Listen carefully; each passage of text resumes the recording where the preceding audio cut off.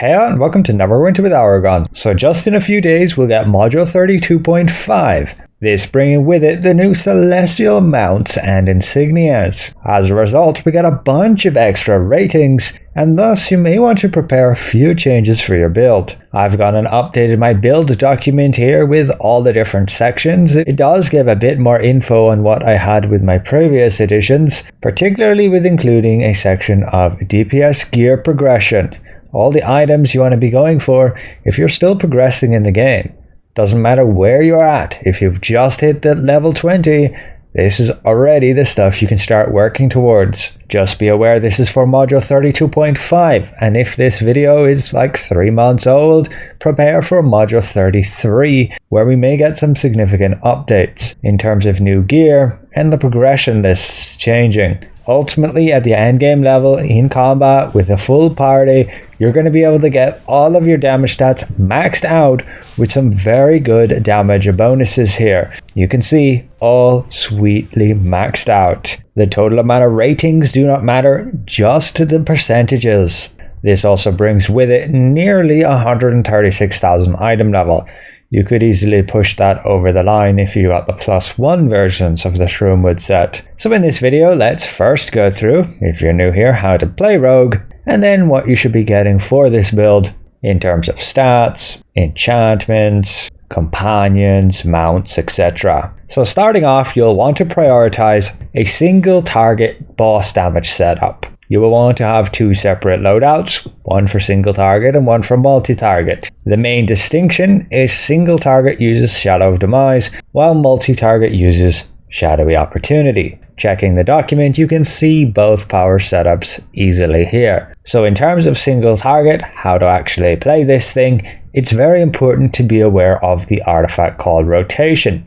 This is where you will get the majority of your damage, particularly in endgame groups. In order to perform this fully, you ideally need a tactician's precision at the very least. Having a cavalry's haste on top just allows for a little bit tighter timing, but is not overly necessary. So for your powers, you always want to have Disheartening Strike active on the target. It lasts 10 seconds and increases the target's damage taken. Cloud of Steel is simply just some range damage to maintain attacking, so you can make sure you have your daily power back for the next artifact call. You then want Shadow Strike. You will cast this from stealth to activate Shadow of Demise. It will not consume stealth and also give you that physical damage boost. You'll follow that up with Lashing Blade, which then is over 1,000 magnitude, as it will consume your stealth. And finally, you have like Impact Shot or optionally Smoke Bomb. They are actually near enough the same amount of damage when you consider Enchanter's Hex is going to trigger on each hit of Smoke Bomb. For your daily power, primarily it's Hateful Knives for single target. You want to have Tenacious Concealment for the stealth regen, and then either Dagger Threat for the damage bonus, or Advantageous Position to guarantee combat advantage against your target, and also reduce the damage you take. These are pretty much the go-to feats to go for in single target. So looking at that rotation, we make the most of those encounter powers in series, along with our daily power and mount power, taking advantage of Tactician's Precision and Cavalry's Haste to reset the cooldowns on our encounter powers to be able to use them a second time within 10 seconds. An artifact call is when everybody uses these support artifacts, which cause the target to take increased damage. They generally last about 10 seconds, and you will deal like 3 to 4 times your normal damage within this time frame. That's why you need to optimize this rotation. So when you go into a fight, the very first thing you want to do is make sure you have combat advantage against your target by flanking them, so that there's an ally on the opposite side of them and this arc is then purple. For the artifact call, you're first going to make sure you have Disheartening Strike on your target. You're going to cast your artifact, enter stealth, go Shadow Strike, Lashing Blade, Impact Shot, your belt item, amount power, stealth on your daily power, Shadow Strike, Lashing Blade, Impact Shot. And that's it. That's your rotation. Very simple, and you will get 2 triggers of Shadow of Demise. There are some further notes here if you need more details on what we just covered. Moving on though to multi-target damage. You have some of the best in the game. with the ability to enter stealth, gaining combat advantage against your targets no matter where they're located, and when you leave stealth you will still retain combat advantage against them for another 2 seconds. There are a few abilities you can use, but the standard one is Blade Flurry. You don't usually cast it twice, just once to consume the stealth and increase its radius, and then trigger Shadowy Opportunity. Path of the Blade and Smoke Bomb are simply for the damage over time then, and that Great Days effect, but optionally you could use Blitz. So when going against multiple targets, you will enter that stealth to use Blade Flurry once, pop down the Smoke Bomb, use Path of the Blades, enter stealth again, and use it Blade Flurry again. And that's your rotation. And as soon as stealth comes back, you will again enter stealth, use Blade Flurry, Path of the Blade, and Smoke Bomb. Usually Smoke Bomb first, so that you daze the enemies, making them not be able to attack you. Make sure to also use your stealth before you use your daily power, and in multi-target it could be Lurker's Assault if you need to close the distance and get this damage boost. Also gives you some extra stealth regen, or simply Whirlwind of Blades. But that is very simply how to play Rogue here, multi-target and single target. Let's have a look at the rest of the document. And the first section is what stats you want to prioritize on getting. Ultimately, with an endgame setup with all the right gear, you are able to get all of these damage stats maxed out. You can see at the end of the document the exact composition of these stats. How we go from these stats out of combat to all the way maxed out. It requires some group optimization that pretty much all endgame groups use, along with being in combat to trigger your gear bonuses, like from your armor, trousers, arms, etc. And there are some further notes here. But ultimately, if you're building up your rogue DPS for yourself, the best stats to prioritize are of course going to be item level, as long as you're not scaled down, just to give you this damage boost. You will want damage debuffs, which increase your damage against the target, and these effects have massive impact, and that's why you use artifacts like the Night Flame Sensor to increase the damage the target takes. You want enemy stat reductions. You don't generally have any on Rogue here, but you do have the option of switching your enhancement to something like Armor Break, and these are really impactful. Then you want to look at base damage boost. These are bonuses from like companions here.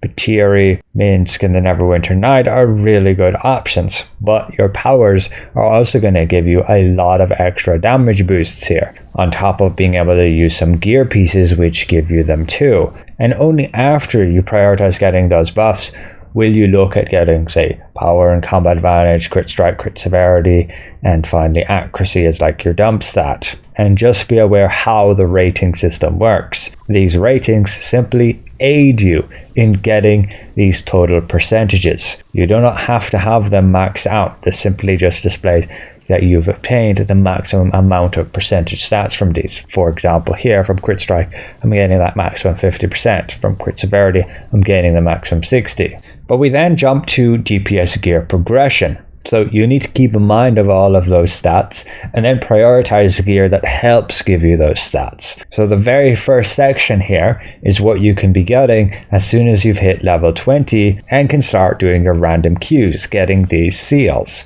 In Protector's Enclave, you will come to the Seven Suns Coster Market, speak to this guy, and that's where you will spend your seals to obtain this gear. Some other items will come from the current campaign, the Soul Collector, like the new weapons when you do the initial quests, and then also the rings. Ultimately, this will get you from the beginning at level 20, then into advanced content, and into master, with ultimately picking up some celestial gear if you're running Shackles of Divinity Master. With celestial insignias, we get a bunch of extra ratings, and I've switched over on this build to using the boots. But you need to be very careful using them, because you can reduce your maximum hit points by 20%. This could end up getting you killed in some certain fights, so there may be times when you don't want to use these.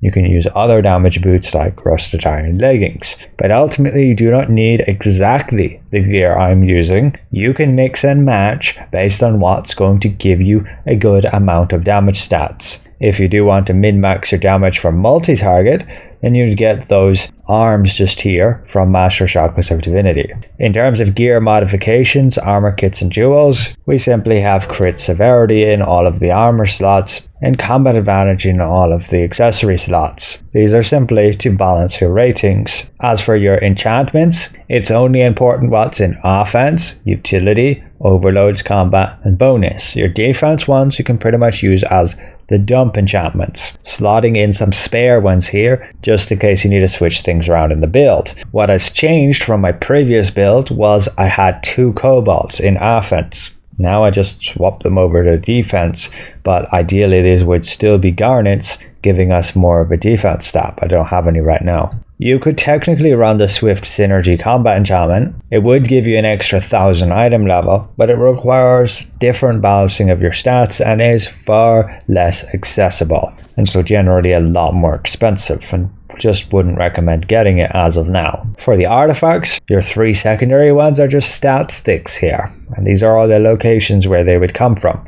The primary artifact needs to be a team support one, and these are the lists of what you want to be using, say, in dungeons and in trials in order of priority in terms of their effectiveness. Moving on to campaign boons, you're simply going with all the damage buff ones here, ones that are going to give you damage stats, and the blessed boons can be very nice as well when the healer triggers them on you. For the guild boons, we just have the critical strike here. You want to have the revive sickness on the defense, but of course you may need to adjust things depending on what your guild has. And moving on to companions. For your summoned companion, you generally in endgame want to use a support one.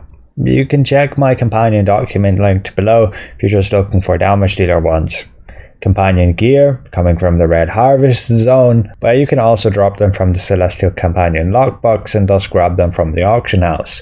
The companion bonuses, we have Potent Precision, many cheap companions will have this. The Tamed Raptor from the Reaper store, Neverwinter Knight from the Zen Market auction or trade bar store, Minsk from the Zen Market or the auction, Bitiri from the Reaper store, a dog or a Kenku Archer. These give you those great damage boosts, a ton of power through the Raptor when you have a group with everybody using it, and the Kenku just to min-max your stats a bit. You may want to actually use the Lysera companion with Spiteful Hex if you're in content where you also get hit a lot and can trigger that bonus, as right now I believe it still stacks between multiple users, but that could very well get fixed. It's generally not intended that the same bonus stacks with itself. Moving on then to mounts, the new Celestial and Celestial Insignias. You ultimately need to get 10 of them on Celestial to increase your bolster, which will improve your combat power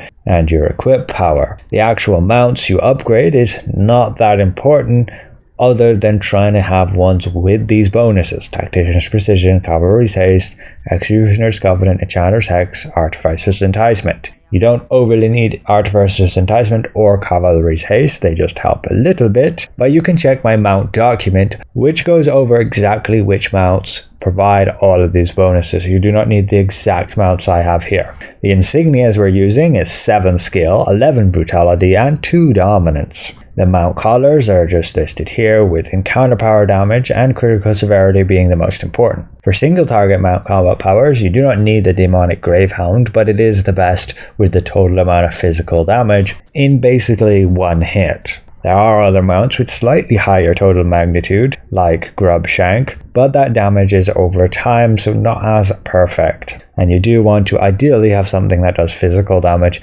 instead of magical. For the equip powers, you'll generally use Ferocity or Pack Tactics from these mounts listed here. Finally, we move on to consumables, and we just have Sunlord's Gift Elixir from the Vault of Piety, Squash Soup from Events or the Auction, Flask of Potency, Crafting or the Auction, Ratatouille from the Guild Merchant. With then the belt items, Spider Totem ideally from your North Dark Reaches campaign here. You will have to do Master Temple of the Spider though. The Owlbear figurine, Dungeon Master event or Zen Market sale, Stone of Health or potions. You could include regeneration potions and combine it with Lingering Medicine here. For your ability scores, 6 strength, 6 dexterity, those being simply where you put the points. And then the race, Wood Elf. This gives you the 5% crit strike, but you can use an alternative race that simply gives you damage stats as well.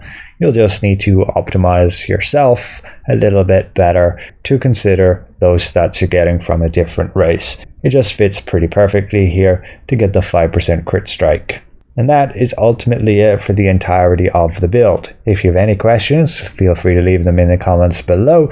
If you think you can do better, be sure to share with us. This again is for module 32.5. We should be getting module 33 in around May, which should bring a few updates, so look for an updated version if you're seeing the video around that time. Ultimately, the changes from the module 32 build to the module 32.5 build total amount to these.